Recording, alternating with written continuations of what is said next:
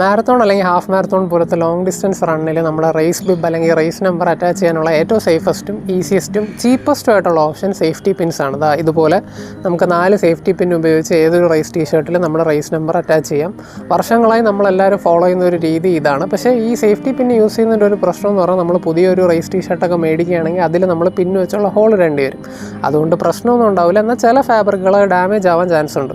So കഴിഞ്ഞ റേസിൻ്റെ സമയത്ത് ഞാൻ ഇതിന് ഓൾട്ടർനേറ്റീവായിട്ട്, അതായത് പിന്ന് കുത്താതെ നമുക്ക് ഒരു പുതിയ റേസ് ടീഷർട്ടൊക്കെ വാങ്ങുമ്പോൾ ഓൾട്ടർനേറ്റായിട്ട് എന്ത് ഓപ്ഷൻ നോക്കാമെന്ന് പറഞ്ഞപ്പോൾ കണ്ട ഒരു സാധനമാണ് ഇന്ന് നിങ്ങളെ ഇൻട്രൊഡ്യൂസ് ചെയ്യാൻ പോകുന്നത്. സോ അത് വേറെ ഒന്നുമല്ല, ഈ കാണുന്ന ബിബ് ക്ലിപ്സ് ആണ്. ഇത് ഞാൻ വാങ്ങിച്ച ടാൻ ലൈൻസ് എന്ന് പറഞ്ഞൊരു കമ്പനിയുടെ ബിബ് ക്ലിപ്സ് ആണ്. ഇത് ആമസോണിൽ അവൈലബിൾ ആണ്. 4 ഇതുപോലത്തെ ക്ലിപ്പ് കിട്ടും.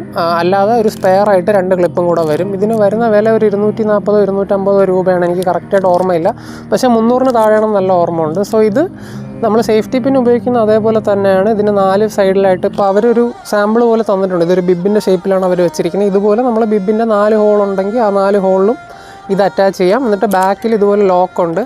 ആ ലോക്കിൻ്റെ അകത്ത് പ്രസ്സായി വെച്ച് അത് അവിടെ അറ്റാച്ച് ആയിരിക്കും. ഇത് ഞാൻ കാണിക്കാൻ കാരണം കഴിഞ്ഞ ഹാഫ് മാരത്തോൺ ഞാൻ ഓടിയത്, നിങ്ങൾ ആ ഫോട്ടോസ് ശ്രദ്ധിച്ചറിയാൻ പറ്റും. ടാൻ ലൈറ്റ്സിൻ്റെ ഈ ബിഗ് ക്ലിപ്പ് വെച്ചാണ്. നല്ല സേഫായിട്ട് തന്നെയായിരുന്നു. എൻ്റെ ഒരു ഹാഫ് മാരത്തോൺ ഡിസ്റ്റൻസ് ഫുള്ളും അറ്റാച്ച് ആയി തന്നെയായിരുന്നു.